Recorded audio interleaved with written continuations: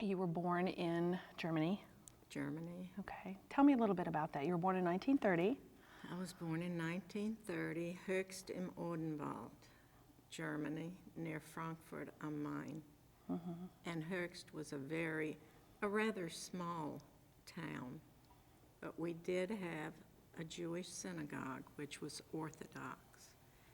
And we had to have a school after probably 35 because we were not allowed to go to the public schools. If you were Jewish, you were, especially in a small town, everybody knew you and knew who you were and Knew you were Jewish. You were Jewish and, your entire background. So this would have been in the mid to late 30s you had started school. I started school early because actually there was nothing for me to do. My mother didn't allow me to go out and play because she was afraid we would be harmed if we went outside. So I went to school probably when I was about 5 years old. It was not a kindergarten, but I wanted to learn to knit. So my mother let me go to school, and somewhere I've got pictures of that. I was the youngest in the class, and I think they made knitting needles for me out of something. They weren't actual knitting needles. This is the height of the Nuremberg laws. What is your memory of anti-Semitism at that time? Was it just constant? Constant. Did you I can never remember people that weren't anti-Semitic when I was a little girl. I mean, we were not allowed to go outside. If we did, we had people running after us with butcher knives. There was a butcher store near us, and it was just unheard of, for us to go out and play. And Do you remember conversations with your parents about what was happening? Not really. No. Not really. I mean, it was so evident what was happening. You had the stormtroopers walking around. They marched around the town saying, "Hang die Juden an der Wand," which means hang the Jews on the wall, just get rid of the Jews. And I remember my dad boarded up the whole house because we were afraid to sleep at night. My father had a butcher store, and we lived upstairs from the butcher store, and beyond that another family lived, which was my father's first wife's family, and they were Mays, and the Mays live here in Nashville, Tennessee. They are the reason we came to Nashville. But we came at a very late date because my father had wanted to come much earlier, but they wanted my father to come on his own and work here. They had a factory, Mayhosiery Mill, and work and get established and then bring us over. And my father wouldn't leave us. So we stayed until after Kristallnacht. They had provided papers for us to come over, and which was pretty close to when things really got very bad. Tell me about Kristallnacht, what you remember. Well, Kristallnacht, see, we had prepared to leave for the USA. We had everything ready. My mother had a seamstress at the house. We were getting ready to come to the USA. We had the papers, and I think they were going to come and pack our lift, which is a huge box that they put things in. The day of Kristallnacht, my father was out and about the town. My father fought in the First World War, and he had 12 brothers and sisters, and all of the brothers fought for Germany. And he couldn't fathom what was happening to him. He was out that day, and he heard rumors that they were going to get rid of all the Jews that day. So my dad stopped at the police station and wanted to know what was going on. We knew things were bad, but we had no inkling that had come to that point. My dad's store had been closed for a number of years because they wouldn't buy from a Jewish butcher. They wouldn't purchase anything from us, and it was hard for us to purchase things for ourselves. So Daddy was out about town. My uncle had come, and we had a seamstress there. There were several people, I remember, in our home. And my uncle came from Bearfelden to wish us goodbye because he wanted to see us before we left for the USA. So my dad came home, and he said, "I think we'd better leave." He said, "Something terrible's going to happen tonight." In the meantime, somebody came to read our light meter, and the gentleman was a Nazi. And he reiterated and said, "Tonight, Höchst im Odenwald and all of Germany is going to get rid of all of the Jews." So this Was he telling you that, do you think, to warn you or to kind of? frighten us. I mean, they did anything to frighten us. I mean, if you run after a child with a butcher knife or two little children, one was maybe 7 and the other 6, then you know they're not warning you. They're trying to frighten you, you know. And when they walk through the town singing songs about the Jews in their Nazi uniform, you know they're frightening you. You don't know what's going to happen next. But anyway. On that note, we have another survivor who mentioned also being in Frankfurt, and a Nazi had come in that morning and warned him and his family to leave. No, Did you ever have any experiences around this time of any, warning? for lack of a better word, goodwill, of somebody saying to you, you might want to get in the kids, and did you feel that at all? I don't remember. You don't remember that. having that? Maybe my dad was warned, unbeknown to me, but I don't think so, since he went around the town the whole day asking questions, and he Trying to stopped find at the out. police station, you know. So anyway, we decided to just run. So it was my mother, my father, my little brother, the seamstress who was Jewish, my uncle, and I don't know, and there was a grandfather that lived upstairs, which was a grandfather of my half-brother. Well, he was too old to leave. So we walked, and all I remember, at certain points, people left. So it was just my father, my mother, my little brother, myself. And we walked and walked, and we walked for a number of days in the woods, and it was not very warm in Germany at the time. And there was nothing to eat, which becomes pretty important, or to drink. And at one point, my dad said, I don't remember whether it was 3 days or 4 days, I don't know how many days we were gone. And my dad said, well, I think maybe we can go back. This program might be over. Let's return to Höchst. And I just remember walking through the woods and returning to Höchst.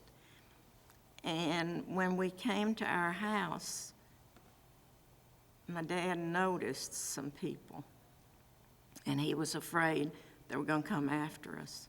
So we went up to the attic, thinking we could hide, but there was really no hiding place.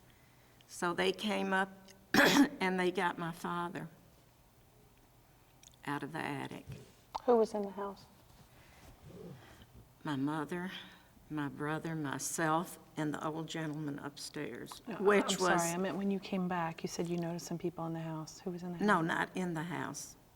my dad noticed people watching us Oh, as we watching. came Okay. back. Okay. No, the only person that was in the house So was the Mr. grandfather?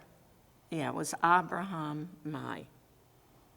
And they used to spell it M-A-I instead of M-A-Y. So anyway,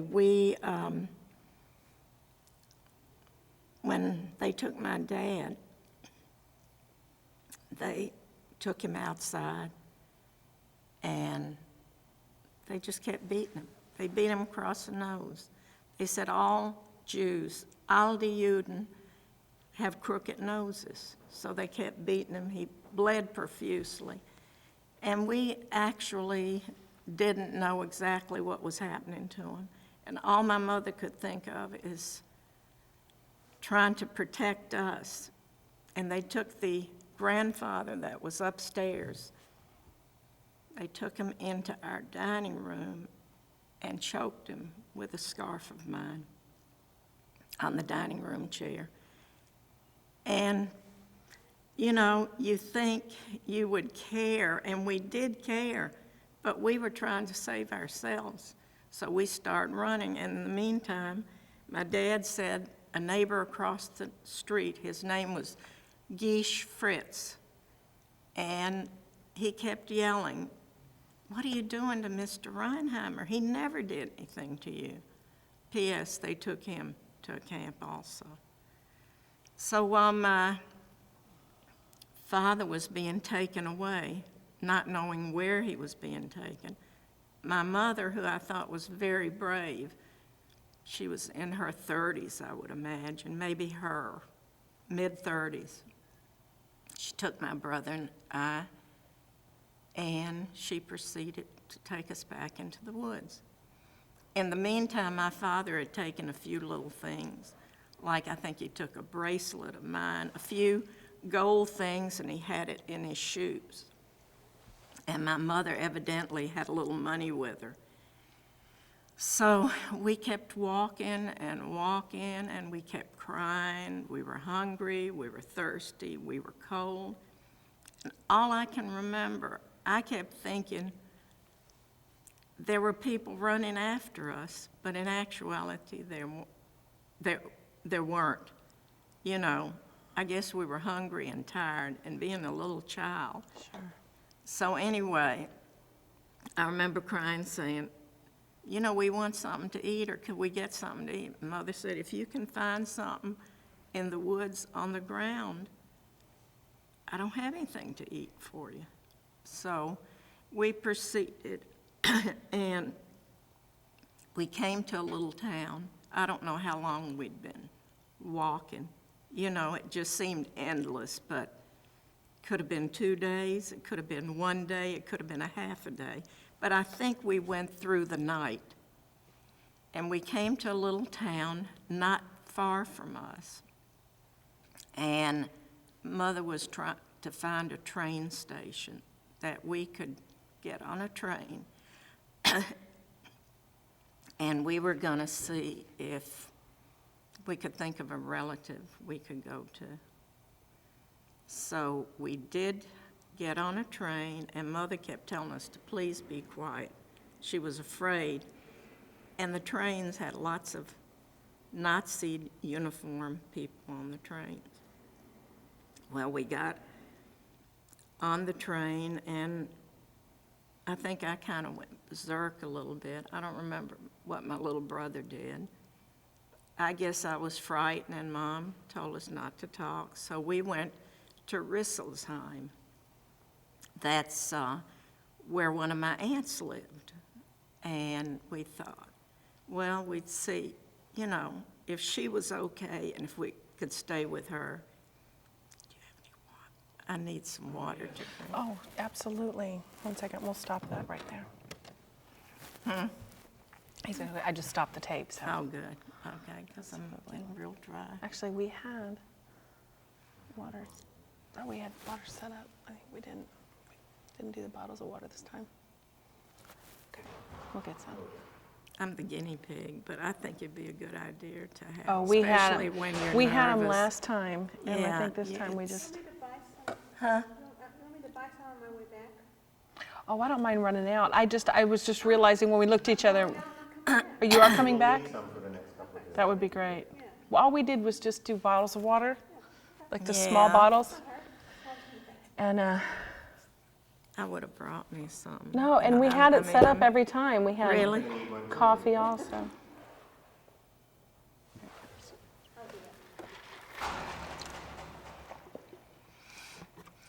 If you want to cut out, it's a good time. Yeah, I would say this is probably a good time. You're doing great, Eddie. Oh, thank you. Thank you. You're doing great. Yeah, I don't feel like it's so great. I didn't want to make a noise. But No, no trouble. I will do my Great, thank you. Anything else? Mr. sandwiches? Probably, I think we have a half an hour for lunch break, so that would be great. I'm not sure I'm going to be here at lunch. No, but I mean, our last interview is 2:30, so we'll be here until 3:30, 4? 3:30? You know, if you can't hang, I thought we could go out after that. I'll bring 3 sandwiches. And, That would be great. And when will you be back? our meeting is at 11:30. It's a tea break, though, so I have to. You know what, don't. Well, I'll go out and get After something. I'm through, 'Cause I we can will go get you guys No, some water. no, I'm so no. near. No. You know what, don't, because by the time you get back, we're going to be close to, your meeting's at 11:30? It's at 11:30. Yeah, I mean, I can run out and get something at, our break is at 1. She won't be back by then, and then after that, we can all go out to eat. I will just be back at 1. Then, yeah, no, don't. Best I'm going to do is 1. But Mr. Schultz is coming at 12:30, isn't he? We will be seamless for the next 4 days. Thanks, Ruth. Okay, I'll let her get out. No problem.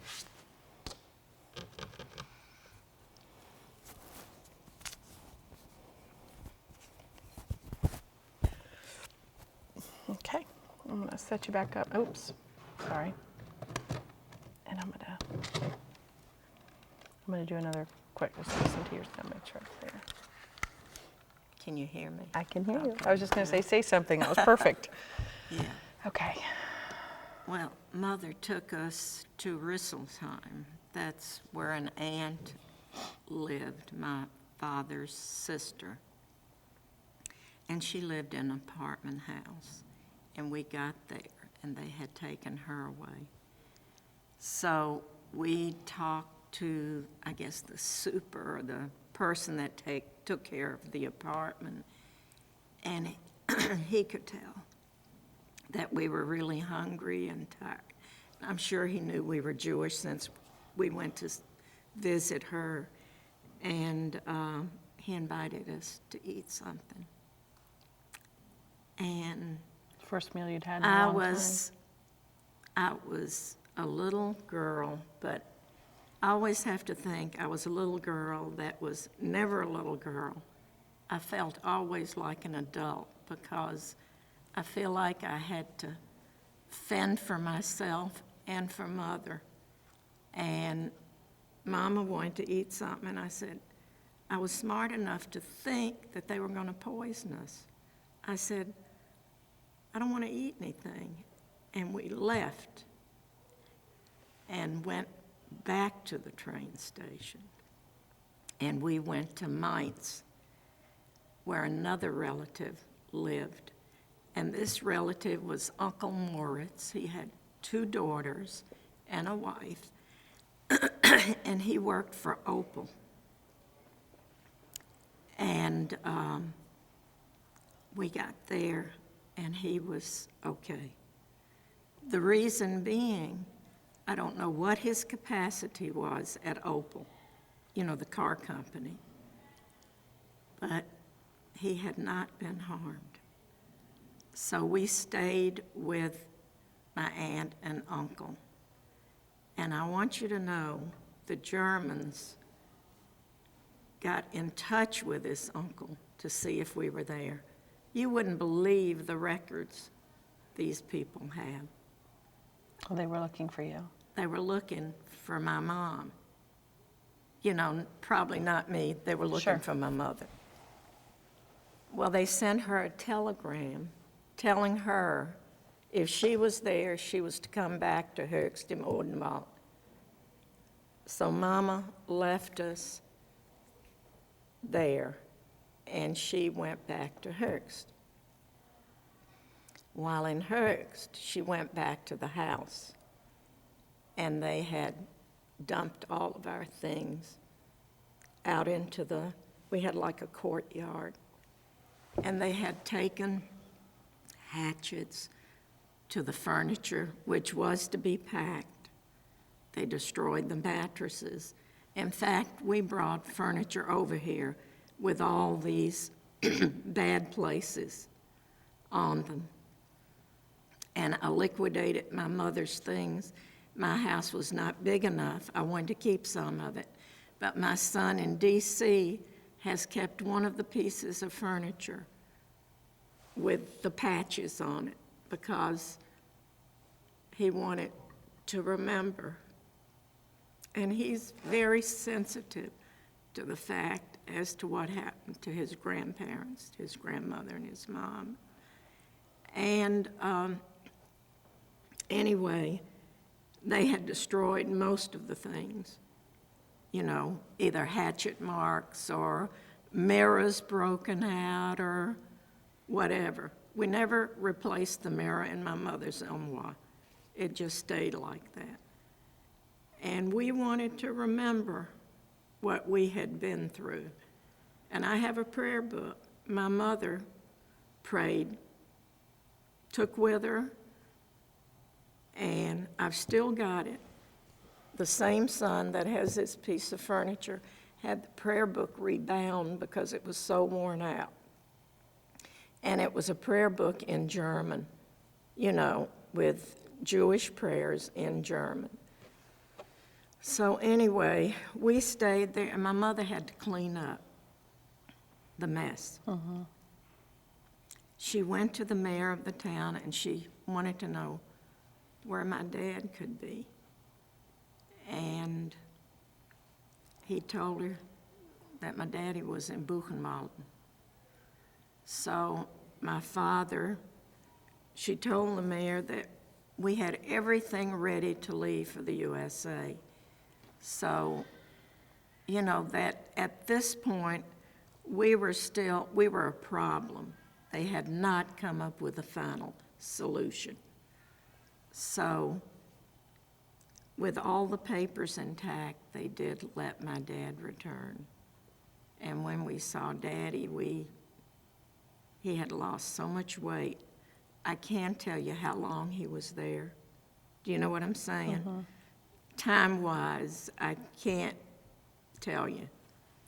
But he was there long enough to be gaunt, and his head was shaven, and he told us that they just got a bowl of soup, like you've heard a million times.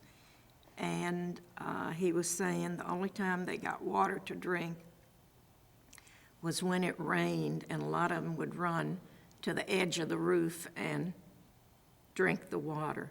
It was not only, my dad said there were also gypsies there, and probably people that were gay, you know, were at the camp with him. But he also told us what happened on the way to the camp. The day that, in fact, I have a letter I brought. He wrote back to Germany and told them what they had done to him and how they transported him on a train. And this one man, the Nazi, kept beating him and beating him. And he said there was one righteous Nazi on this train that said, "What are you doing to Mr. Reinheimer? He never did anything to you." He said if this one man didn't intervene, he would have never gotten to Buchenwald. And he said the sad thing about it was, these were nobodies. These people that were the Nazis, they were not productive people. And he mentioned that in this letter. And he also said on the train going to Buchenwald, there was a female on the train and how they mistreated her. And he has this in the letter that I have. Why do you think your mom returned? Do you think she felt could? She was frightened. I mean, if they she hadn't gone, I mean, they had you so indoctrinated that we became subhumans. We were not human beings anymore. And after we came over here, my mother said, and I've always said, if anything like that happened again, I would take somebody along with me. They wouldn't do that to me. No way. You know, no way. They just were so frightened, and they didn't know what Hitler's next plan was. Do you know what I'm saying? Everything was so secretive. I mean, who knew about the concentration camps? Probably not even some of our non-Jewish neighbors knew what was going on. Well, that was going to bring me to my next question. Okay. Doing this now, 40, 50 some odd interviews we've done so far, the overwhelming feeling, and historians have supported this, is that the Germans, and primarily the Polish, non-Jewish neighbors, doctors, storekeepers, teachers, knew what was going on. They had people living in the town of Dachau who said they didn't know there was a camp there. There's an overwhelming feeling of betrayal that some survivors are feeling by their own neighbors. We can expect the Nazis to be monsters. They act like monsters, they operate like monsters. The overwhelming feeling was the betrayal by the neighbors and the teachers and the average, everyday people that said we didn't know what was going on. Do you really believe that? I believe there were a few people maybe didn't know exactly what was going on, because the neighbor across the street that said, "Why are you doing this to Mr. Reinheimer? He never hurt you." And he fought, he and his brothers And fought. he wasn't Jewish, No, he was not Jewish. but he was taken away Yes, to a camp yes. for standing up for a Jew. Right, right. So I think if they knew, they were had afraid. the fear, Right, they were just afraid. like we had the fear. They were afraid. They really were. And there were, people there that were monsters. So you moved here, you were what, 9, 10 years old, roughly, 10? I was just turning 9, Just turning 9. and I had been invited back to Germany. Have you been back? How was that? Well, I missed my plane. The Nashville plane didn't make it to New York on time. The weather was bad. And I missed the plane going to Germany. And I really had fear about going back. I kept asking my husband, "You think I should go back?" I was invited back. And this was after many years. And he said, "I can't tell you. I've not been through that kind of experience. That's got to be from within yourself." So I decided I thought I'd better go back. And when we missed the plane, I said to myself, if God thinks I shouldn't go back. Because the little girl in me, inside of me, was just as afraid as the day when I left. And I'm still that way when I think about having my picture somewhere. I still have that funny fear in me. Because when we first came here, they wanted to take pictures of us and put it in the Nashville Tennessean, and we wouldn't let them do it because we were afraid. We were still afraid. And to this day, I have a lot of fears in me. I'm sure that you don't have and other people don't have. Sure. But anyway, we went back, and the Historical Society of Höchst invited us back. And most of the Historical Society were young people, which wouldn't be that young now. They'd probably be in their 50s, but at the time they were in their 40s, and probably they were either not born or were tiny. Most of them were not even here yet when all this transpired in Germany. So I wasn't going to go back. We had to spend the night in New York. And I called both of my sons, one that lives here in Nashville. And I said, Ronnie, I think we're coming back home. I think I'm not going to take this trip. He said, Mom, I think you started. You need to go. Then I called my son in D.C. He said, Mom, I think you need to go back. So P.S., we went back. How was that? It was frightening, very frightening. They had us come to the Rod House, which is like the mayor's quarters, and we were in a big room sitting around a table. There were people dispersed from everywhere coming back to Höchst, and they asked us questions, and the things they said, it just aggravated me, because one of them said, former citizens of Höchst. I thought to myself, former citizens? I'd still be a citizen if you treated me Right. with some sort of respect, or didn't think we were subhuman.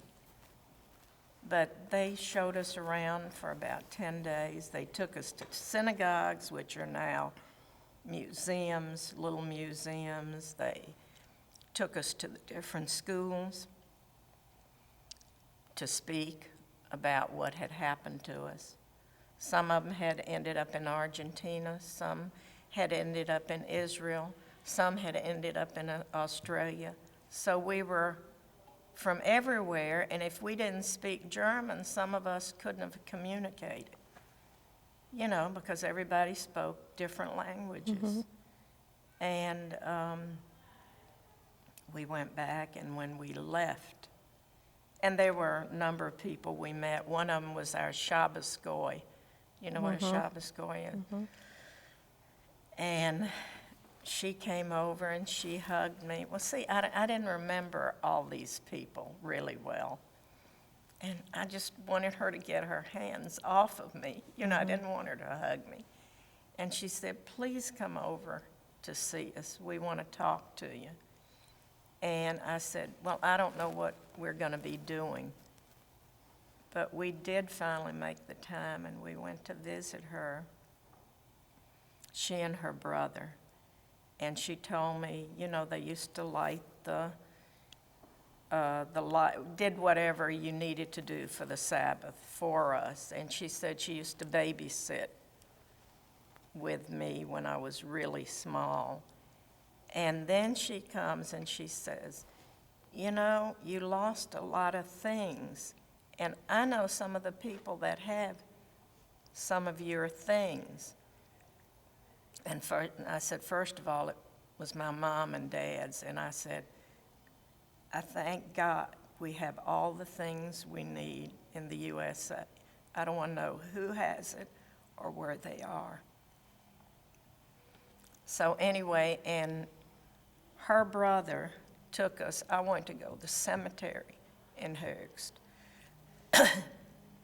He took me to the cemetery. And when he did, and he started crying, and I knew he had been a Nazi, So. How did that feel? Did you have anger and hate, or did you actually feel pain? I still had anger, a lot of anger. He obviously had remorse, is what it appears. He did. All of these people wanted us to forgive them. Can you imagine doing that? I couldn't.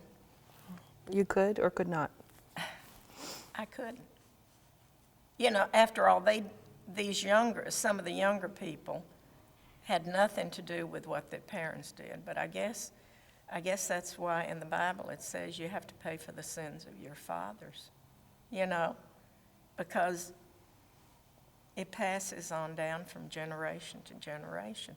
You don't forget that easy what's happened to you, and you hope I also want to state that I went back to my father's hometown, which was Bearfelden. And that was an interesting experience, because when we went back there, I went to find my grandfather's house. Well, nobody was willing to tell me where one of the Germans from Höchst drove us there. See, I think this was all to kind of get the guilt off of their Probably backs. cathartic for them. Right. So he took us back, and we stopped. I don't know how many places we stopped, and I said, where did the Reinheimers live? They were very important in this town. In fact, one of the Reinheimers had something to do with the governing of the town. We don't know where they live. We don't know. So we were hungry, and this man took us to a little inn, and the name of it was, I think, the Swan Inn in Bearfelden. We went into the inn. They have a lot of pork, and I wouldn't eat pork at the time. So anyway, we went to the inn. We asked the woman that waited on us, and she said, no, I've never heard of the Reinheimers. She said, I'll call my husband. He's from this town. I'm not. So he came out, and I said, did you know any Reinheimers? I'm trying to find some information. I lost my grandparents here and uncles and aunts. He was not real willing to talk to us. He said, where are you from? I said, Nashville, Tennessee. He said, is that near Atlanta? I said, very near Atlanta. I said, we go to Atlanta occasionally. I have a brother in Atlanta. That's what he told us. So then it took a little while.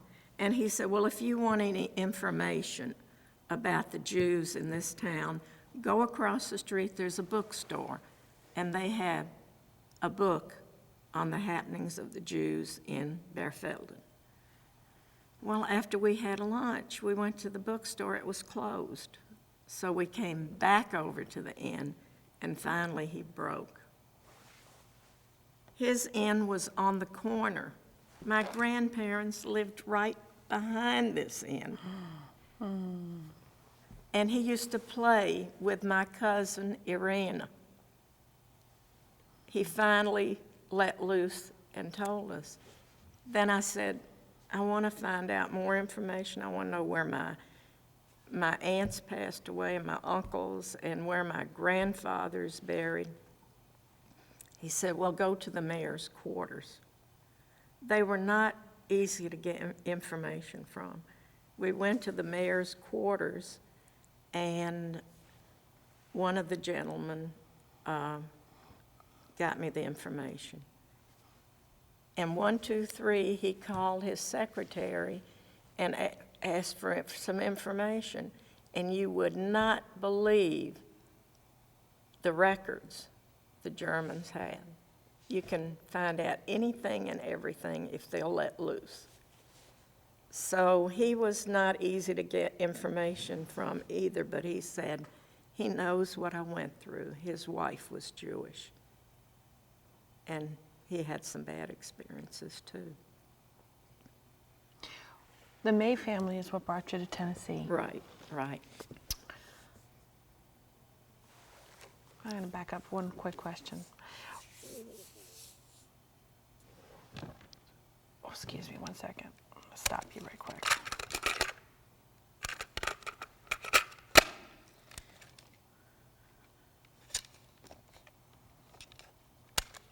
All right, hang on 1 second.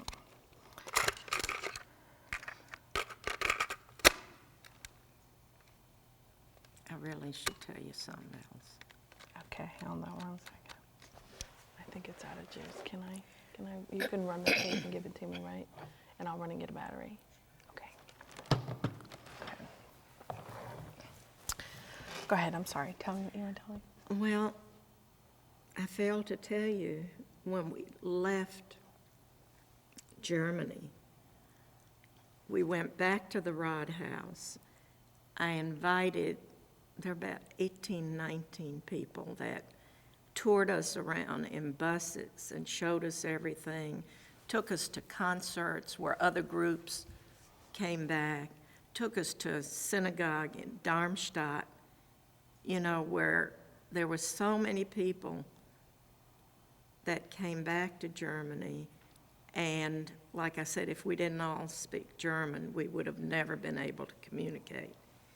P.S., when we came back to Höchst, and the day before we were to leave, we were at the Rathaus, and we survivors sat around the table again, and they wished us goodbye, and they gave us, you wouldn't believe all the books and the things they gave us. And as we were getting ready to leave, they said, we would like to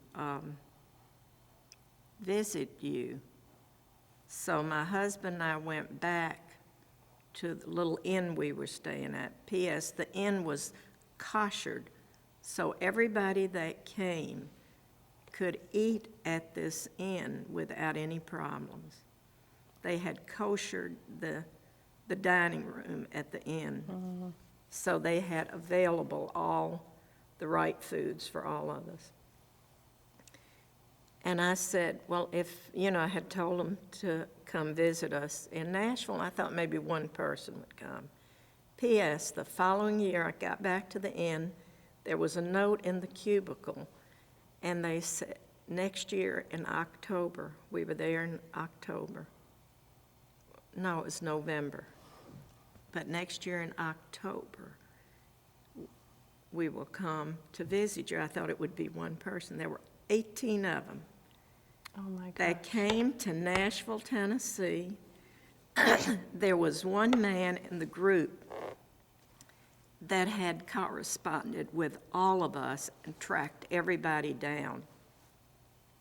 He did a whole show when we got there, telling us where everybody lived. He knew more about me and my family and people in the town than I did or my parents did. His name was Mr. Hufferberg. And I asked him why he did this, and he said he did this because his grandmother had kept a Jewish family, and the Nazis found out about it. They walked her through town and stoned her. So I knew there was some reason, but he and 18 people came to Nashville, and we had a program at the temple here. And he brought all of his pictures along.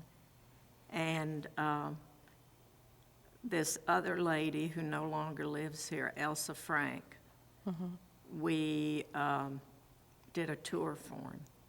They stayed in New York and Washington about 3 days altogether. Stayed in Nashville about 10 days. So Wow. it was interesting. When you look back on this experience, I know that you and I talked a little bit this morning about how you feel kind of excluded because you didn't go to a camp, didn't live in a ghetto. When you look back on it, though, do you recognize how tragic it was? Absolutely, because I really did live in a ghetto from the age, I can't remember. You refer to your Being- house as a concentration camp. Well, it was whatever. We didn't have food to eat. People wouldn't sell us food. My dad grew food, and he was a butcher and had a butcher shop. If he didn't have those skills, we were hungry. It was not... What do you It was- tell people about what happened? When it comes up, I don't mean people like me. Yeah. What do you tell your children? How do you explain to people this kind and this level of inhumanity? How do you explain it? You can't explain it because it's impossible to explain that one people is so inhumane just overnight. You know what I mean? At one point I'm sure we were as important as we are here in the United States now. you know, Your father was a German soldier. right, but what I'm saying, we were as recognized, or we were part of Germany, and the German Jews felt very German. You know, they really did. I've heard it said they felt more German than Jewish. A lot of them did. Because, So there was a great act of betrayal by their own countrymen. unbelievable, one day you were a person, the next day you were a varmin. I mean, you were a nothing. I mean, how can you explain that to anybody? My kids couldn't comprehend that. I mean, you know, and I really, my one son, I don't think is really, I don't know whether he really wants to know about it. My other son has been in Israel and Yad Vashem and whatever, and he was very touched. So I think maybe, you know, some people can't, they don't want to believe things like that happen. And I'm sure a lot of people, and I know people don't believe it happened. Because we had an experience. My husband and I went to Helens, Georgia. He had just gotten over open heart surgery. We went to a restaurant there. It was our first outing away from Nashville. We went to this restaurant. We were sitting, I guess it was in a bar area, just waiting to get a table. And there was another couple sitting next to us on a stool or whatever it was. And I said, Norman, you know, why don't you ask them to join us? We got a seat first. They joined us. Well, P.S., we started talking, and it must have been at the time they were going up to the moon, you know? So I don't know how they started talking about Germany, and maybe it was on something on the news while we were watching TV. And they said, you know what they say about Germany, it never happened to the Jews.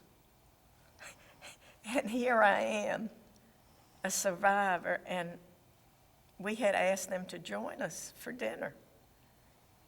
And I just was not going to lower myself and tell them my experiences. I had worried about my husband having open heart surgery. I didn't want anything to spoil this little trip.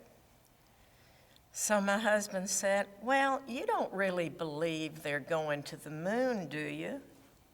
They're at the Mojave Desert. And I thought that was a pretty good, you know, but it Do you think he understood, the other person? They didn't know they didn't have a clue. They didn't have a clue. Because they asked us afterwards to go somewhere else, and we said, we're really tired. And I thought I didn't want to waste my time or my breath on these people. But, you know, that's worrisome.